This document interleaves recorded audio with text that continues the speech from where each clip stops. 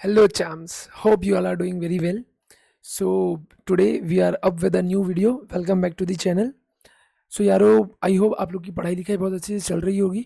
ठीक है, आखिरी के कुछ दिन बचे हैं और कुछ दिन पहले एक धमाका होना तो ज़रूरी है। तो जैसा कि आप सब मुझे डिमांड कर रहे थे कि सर ऑडिट की most important chapters, most important ऐसे या जिसको अपन प्रिडिक्ट कर सकते हैं फॉर दिस पर्टिकुलर अटेम्प्ट, ठीक है, या अगर आप सितंबर दे रहे हैं तो उस अटेम्प्ट के लिए क्या कोई ऐसे ऐसे या ऐसे चैप्टर है जिसको पढ़ के अपन लोग बहुत अच्छा स्कोर कर सके। तो गाइज आपकी डिमांड पूरी होती है। ठीक है, so today we are going to talk about a very very very important and crucial question which every CA inter audit student ask कि सर ऑडिट में कौन से मोस्ट इंपॉर्टेंट एसेज है, कौन से मोस्ट इंपॉर्टेंट चैप्टर्स है, कैसे हम लोग 70 प्लस स्कोर कर सकते हैं। सर ऑडिट में ये सुनना बहुत बहुत ऐसा लगता है कि बहुत बड़ी बात है, ऑडिट में 70 प्लस स्कोर करना नो डाउट है। ठीक है, बट अगर हम लोग प्रॉपर प्लानिंग करें ना, आपने अगर अभी तक की बहुत अच्छे से प्रिपरेशन कर रखी है तो 70 plus is a game changer. Yes you can score.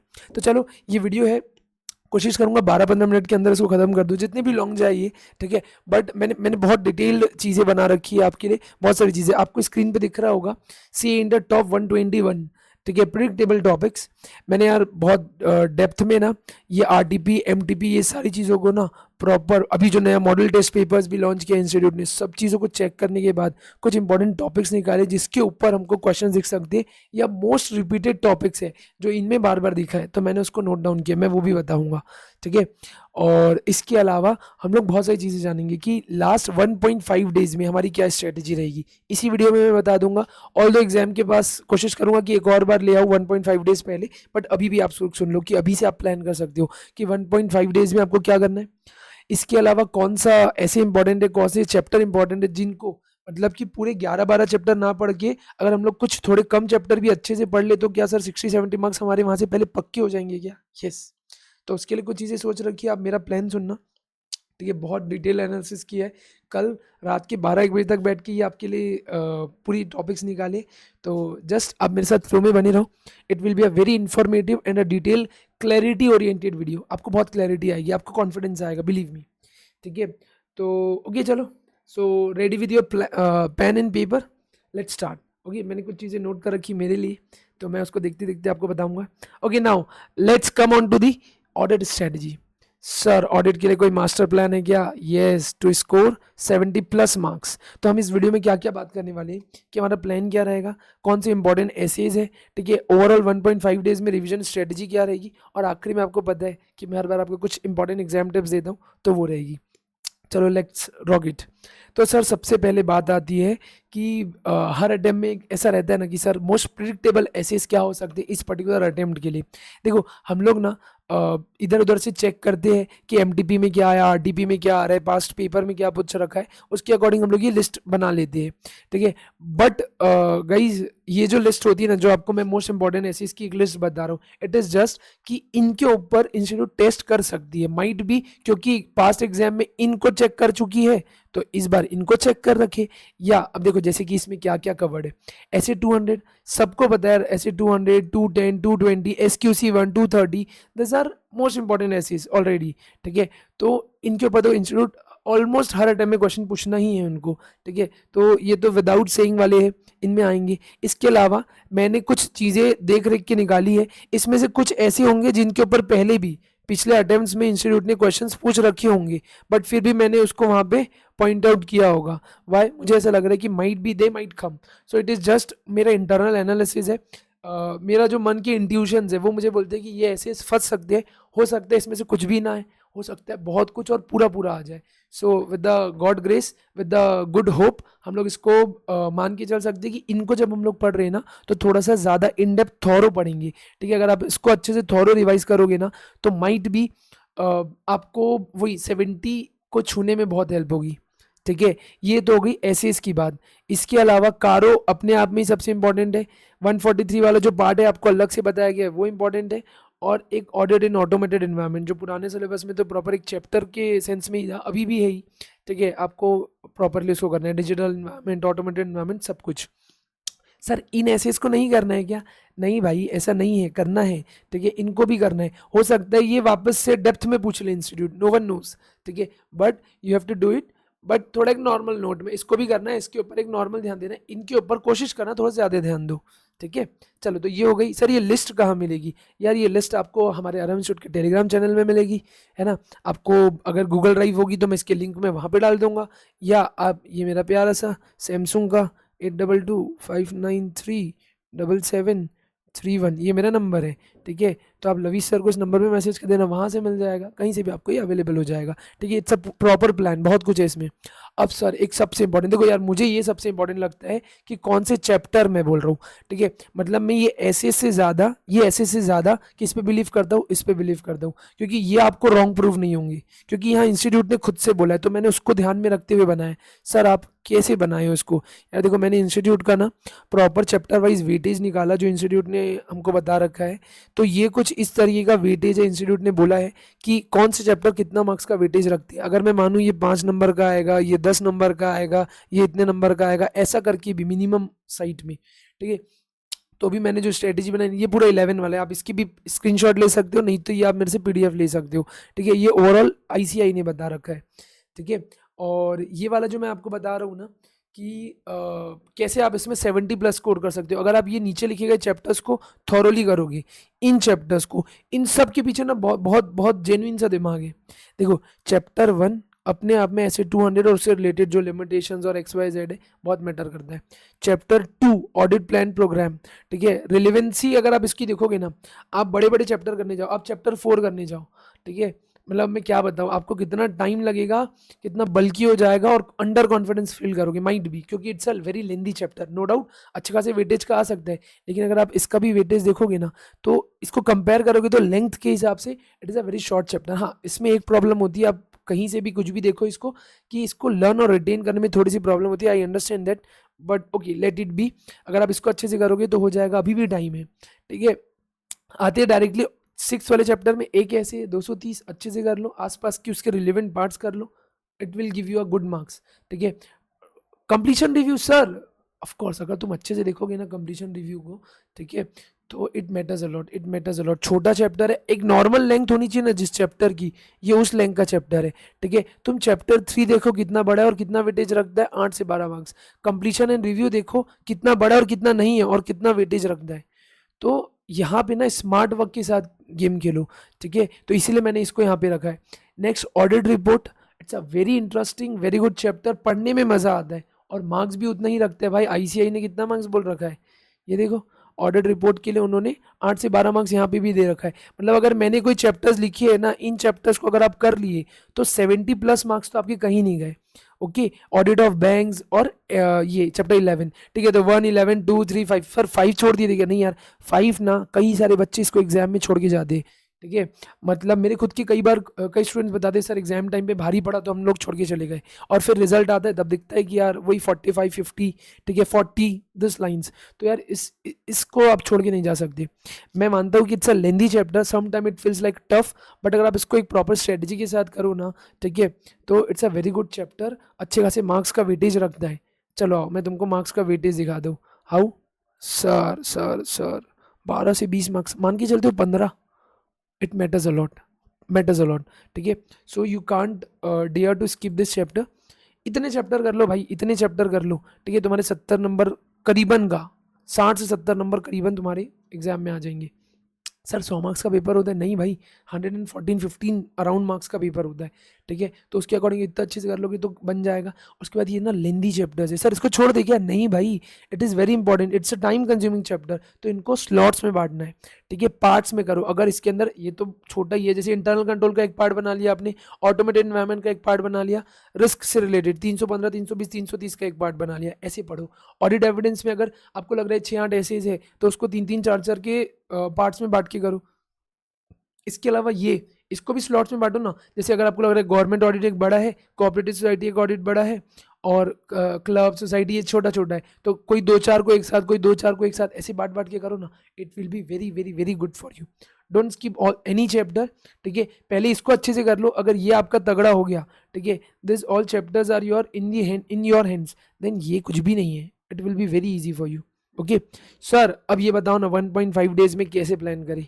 देखो मोटा मोटी तुम्हारे पास 28 30 घंटा होगा, मैंने 25 27 घंटा माना है प्रोडक्टिव, जितना तुम निकाल सकते हो, ठीक है। अगर तुम 30 आवर्स मानते हो तो मैंने 25 to 27 आवर्स माने जो आपको प्रोडक्टिव होंगे, ठीक है। तो उसमें 1.5 डेज में आप कैसे कर पाओगे बेस्ट, अपना बेस्ट कैसे परफॉर्म कर पाओगे, तो उसके लिए क्या स्ट्रेटेजी, सबसे पहले आता है डे 1 जैसे आपका कॉस्टिंग का एग्जाम हुआ, आप आए थोड़े से एग्जॉस्टेड हो सकते हो, डिपेंड्स कैसा गया कैसे नहीं गया। जो केवल ग्रुप 2 जा रहे हैं उनके लिए तो पहला ही पेपर होगा, तो इट फिल समटाइम्स, ठीक है।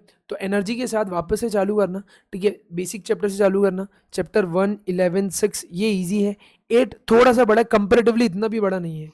तो हाँ, इसमें अगर तुम मेरे हिसाब से कर सकते हो ना, तो एक आधा चैप्टर ऐड कर लेना, भले ये कोई छोटा चैप्टर हटा के कोई बड़ा चैप्टर, ठीक है, कोई बड़ा चैप्टर ऐड कर लेना। सबसे पहली स्ट्रेटेजी तो ये है, ठीक है सर, वेरी गुड, ठीक है।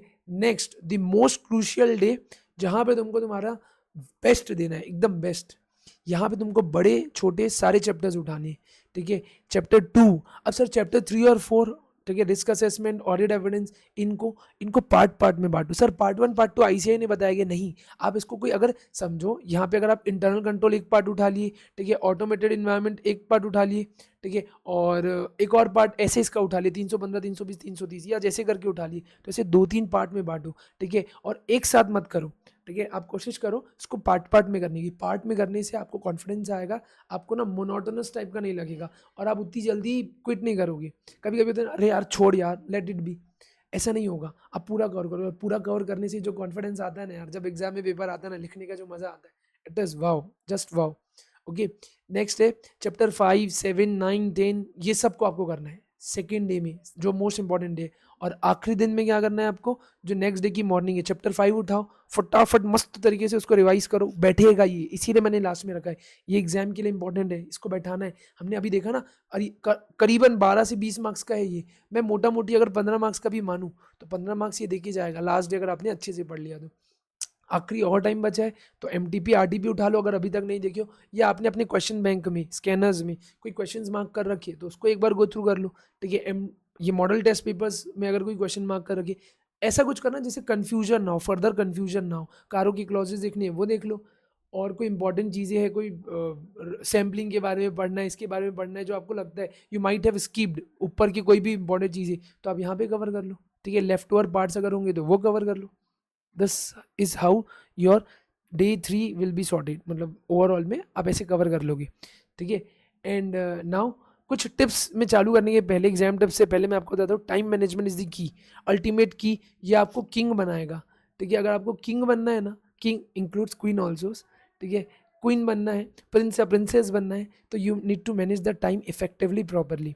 देखो अब आपको ना ओवरऑल पता है 100 मार्क्स का पेपर आएगा जो कि 30 और 70 में बटा है, तो 30 मार्क्स के आंसर आपको आएंगे एमसीक्यूज, 70 का तो आपको पूरा डिस्क्रिप्टिव आएगा, पूरा लिखना रहेगा। तो ये जो 30 मार्क्स के एमसीक्यूज है, it carries a good amount of weightage, तो इसको उतना तवज्जो दो, उतना टाइम दो, इज्जत दो।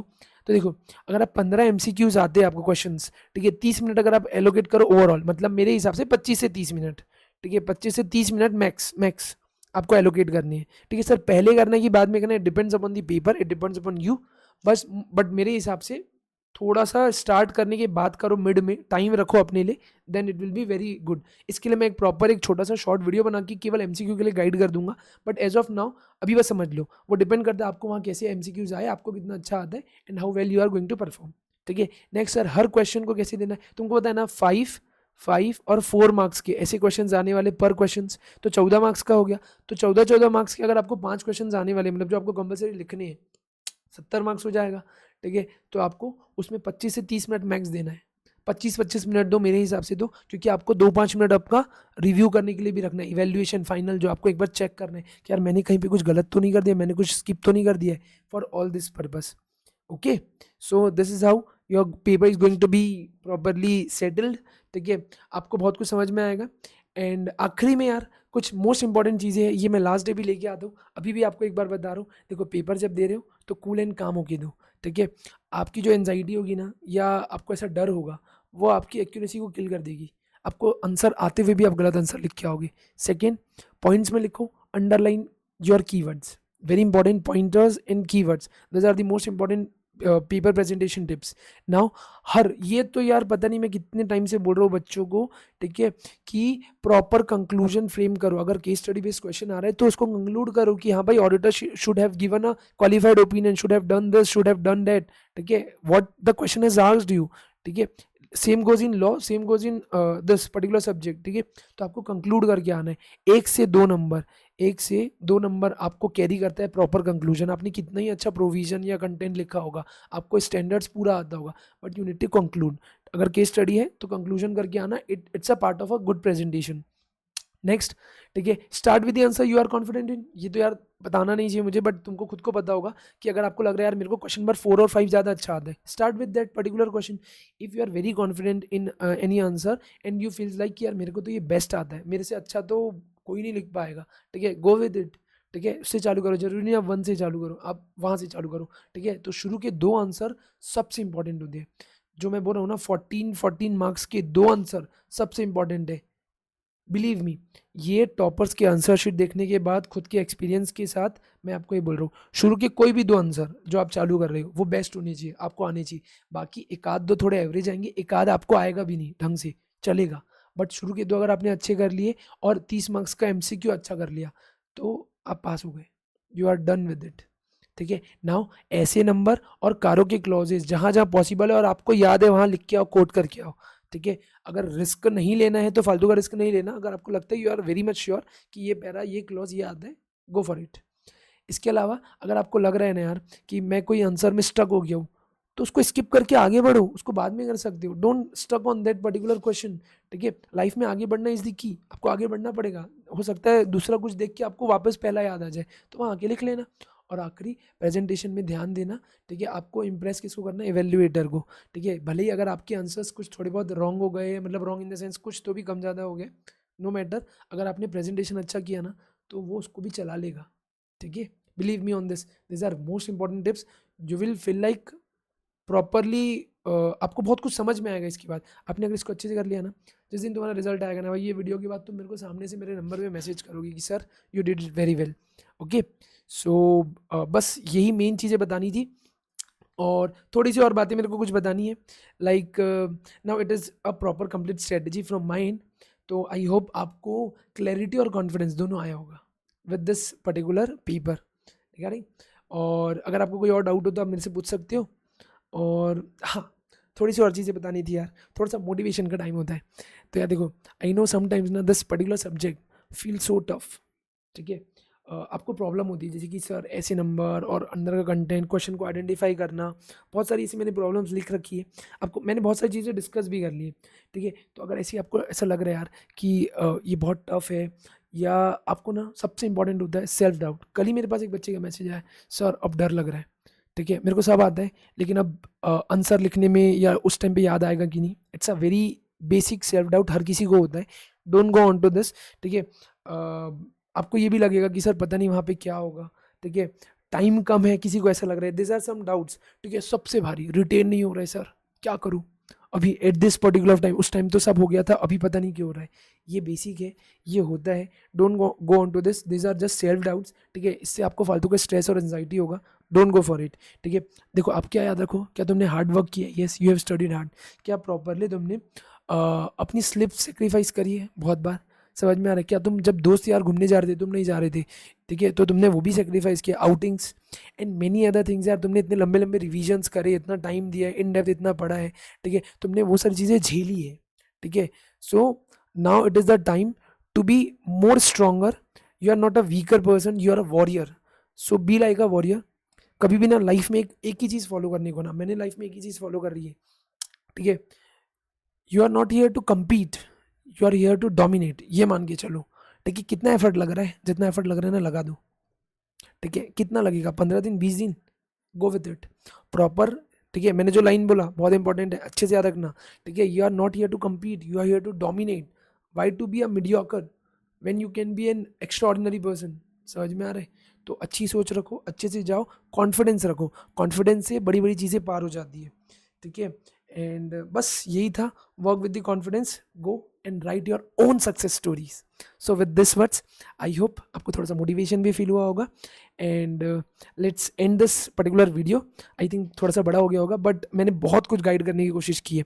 अरे सर, मोस्ट इंपॉर्टेंट चीज़ तो रह गई, ये बताना था यार. चलो, सबसे मोस्ट इंपॉर्टेंट चीज़ आपके सामने है. C inter audit top 125 topics जिसको आप भूल से भी, ठीक है, भूल के नहीं जा सकते. अगर आप एग्जाम के पहले इनको भूल के जा रहे हैं तो माइट भी दिक्कत हो सकती है. तो this are most predictable topic. ठीक है, मैंने ये बहुत कुछ सोच समझ के बनाया. सर इन्हीं को पढ़ लूंगा तो मैं 70+ स्कोर कर लूंगा, कि नहीं भाई, केवल इन टॉपिक्स के ऊपर में आप रिलाई नहीं कर सकते. आपको बाकी सारे सेक्शंस और प्रोविजंस और स्टैंडर्ड्स भी पढ़ने हैं, लेकिन इनको थोड़ा सा अच्छे से पढ़ना है. ठीक है, so all the very best. अगर आपको चाहिए तो आप मुझे इस नंबर पे व्हाट्सएप कर दीजिए, मैं आपको ये भेजवा दूंगा. ठीक है, साथ साथ सर ये क्या, एक बार लिस्ट तो बता दो. Okay, this is the overall final list of this particular thing. ठीक है, क्या है, जैसे मैंने देखो चैप्टर 1 में देखा, मुझे लगता है इन पर्टिकुलर टॉपिक्स में सबसे ज़्यादा क्वेश्चंस पूछे गए हैं, या आगे और क्वेश्चंस पूछे जा सकते हैं. इन टॉपिक्स को इंस्टीट्यूट ने बहुत बार क्वेश्चन पूछा है. इसमें भी ना मैं चाहूँ तो और डेप्थ वीडियो बना सकता हूँ कि कितने बार कौन सा चीज़ ज़्यादा बार पूछा गया, मतलब 4 बार 5 बार मुझे क्वेश्चन दिखे इनके ऊपर, तो मैंने इसको यहाँ पे लिया है. कुछ कुछ ऐसे भी टॉपिक्स है भाई, सबसे बेहतरीन लोग ना इसको चना मुर्रा सोचते हैं चैप्टर को, जबकि इस चैप्टर से मतलब इतना कुछ पूछा गया है ना एक एक चीज़ों पे, and it is so confusing. Sometimes it become so confusing. Planning, program, strategy, कहाँ पे क्या लिखना है, किसके बीच का कौन सा रिलेशन है, क्या पूछना चाह रहे हैं, नो वन नोज. तुमने अभी रिसेंट में शायद लास्ट मई या सितंबर में ये क्वेश्चन आया था. ठीक है, तो ऐसे बहुत सारी चीज़ें हैं. ठीक है, ये कितने बार क्वेश्चन बनता है, कितना ईजी है, तो बहुत बढ़िया चैप्टर है भाई. ठीक है, नेक्स्ट है रिस्क असेसमेंट, इंटरनल कंट्रोल. इसमें जितने क्वेश्चन बन सकते थे, ठीक है, नो डाउट आई नो ये बहुत बड़ा है, लेंदी है, but it carries good amount of weightage in the exams, so we need to deal with it. मुझे लग रहा है इसके ऊपर कुछ क्वेश्चन पूछ सकते हैं, मैंने दिया है. मुझे लगता है इसमें शॉर्ट नोट पूछ सकते हैं, मैंने दिया है. और भी ऐसे कुछ कुछ टॉपिक्स है जिसका मैं डेप्थ एनालिसिस कर सकता हूँ अभी, लेकिन I am not going into that much of depth, and just given you this particular topic so that you can thoroughly go through this when you are studying now, when you are starting with your chapter 3. Go with these topics first. एक बार इसको देख लो, then after go into your full fledged revision. सो तुमको समझ में आएगा, अरे हाँ यार सर ने ये ऑडिट रिस्क लिखा था, ठीक है, क्या आता है और क्या नहीं आता है ऑडिट रिस्क में, ये इंपॉर्टेंट है, चलो पढ़ लेते एक बार थोड़ा डेप्थ में अच्छे से. पढ़ना सभी है. ठीक है, मैं स्टेटमेंट क्या होता है, ठीक है, ABCD याद होगा तुमको. ठीक है, मैंने बताया भी था. ठीक है, और मैं स्टेटमेंट की कुछ एग्जांपल्स दो, तो ये कुछ कुछ कुछ कुछ कुछ कुछ यहाँ पे है. ठीक है, ऑडिट एविडेंस भाई बहुत बड़ा चैप्टर है, तो मुझे जो इंपॉर्टेंट लगा मैंने निकाला है. ठीक है, इसके अलावा अब सर यहाँ पे पॉजिटिव है तो सर नेगेटिव नहीं हो सकती, ये ऑफ कोर्स नेगेटिव रिक्वेस्ट भी हो सकती है. अभी आई थिंक रिसेंट में एक बार पूछा था तो मैंने पॉजिटिव रखा है, मुझे क्वेश्चन दिखा है उसका. ठीक है, और मतलब ऐसे ऐसे वो बना सकते हो. और मैंने पता है क्या तुम्हारे लिए, सर ये इतना बड़ा बड़ा टॉपिक क्या है ब्रो, ये क्या है, मैं केवल चाहता तो ये लिख के छोड़ सकता था, मैंने उसके बारे में पूरा लिखा है कि नहीं यार इस चीज़ में ये पूछेगा, उसका कुछ एग्जाम्पल पूछेगा, उसमें ये पूछेगा. So you need to be ready for that. भाई इसको प्लीज़ अच्छे से करना, this is a star mark topic. ठीक है, तो इसको आपको एकदम अच्छे से करना है, आप इसको छोड़ नहीं सकते. This is the most important chapter. देखो जितने क्वेश्चन बन सकते थे बहुत बहुत बहुत सारे. ठीक है, तो मैंने सब निकाला है. अरे यार मेरे को ना एक चीज़ बताना है तुमको, दो चीज़. एक तो ये AS2 इन्वेंट्रीज, इसको तो छोड़ना मत. ठीक है, और एक ये PPE property plant and equipment, तुम प्रॉपर करके जाओ ब्रो, प्रॉपर. ये दो चीज़, इसके बाद लीज AS19 आई थिंक. ठीक है, उसको, ये सब चीज़ें तो छोड़ो ही मत यार. इंस्टीट्यूट मेरे को लग रहा है इस वाले एग्ज़ाम में, नहीं तो सितंबर वाले एग्ज़ाम में एक आध ऐसे को टेस्ट करने वाला है. और मेरे हिसाब से AS2 हो सकता है क्या आता है कि कॉस्ट में क्या इंक्लूड होता है, क्या नहीं होता है, वैल्यूएशन कैसे होता है. ठीक है, बहुत सारी चीज़ें ऐसी है जो वो पूछ सकता है, तो प्लीज़ याद रखना कुछ कुछ AS भी इंपॉर्टेंट है. ठीक है, और ऑडिट डॉक्यूमेंटेशन में जो बन सकता था मैंने निकाला है, कंप्लीशन रिव्यू में मैंने निकाला है, ऑडिट रिपोर्ट, वाह सबसे बेहतरीन चैप्टर. इसमें बन सकता है भाई, कुछ कुछ जगह पे क्वेश्चंस ऐसे बनने की संभावना है. तो गाइज इसको भी अच्छे से देखना. ये लिस्ट तुम्हारे पास होगी ना तो you can properly go through this. ये एक हो गया. ठीक है, ये प्रॉपर मैंने निकाल रखा है, 11 चैप्टर्स जो हो सकता था मैंने निकाला है. So I wish you all the very best. ठीक है, एकदम अच्छे से बना के आओ पेपर. अगर आपको ये चाहिए आप इसका स्क्रीनशॉट भी ले सकते हो, नहीं तो आप प्रॉपरली मेरे से क्या नाम से ये प्रॉपरली ये पूरा आपको PDF मिल जाएगा. कारों के मैंने क्लॉजेस भी डाल रखे हैं. ठीक है, एक बार देख लेना यार इसको. ठीक है, चलो अगर आपको ये PDF भी चाहिए तो आपको मिल जाएगा और ये भी मिल जाएगा. ठीक है, so with this words let's close this video, let's end this video. All the very best guys.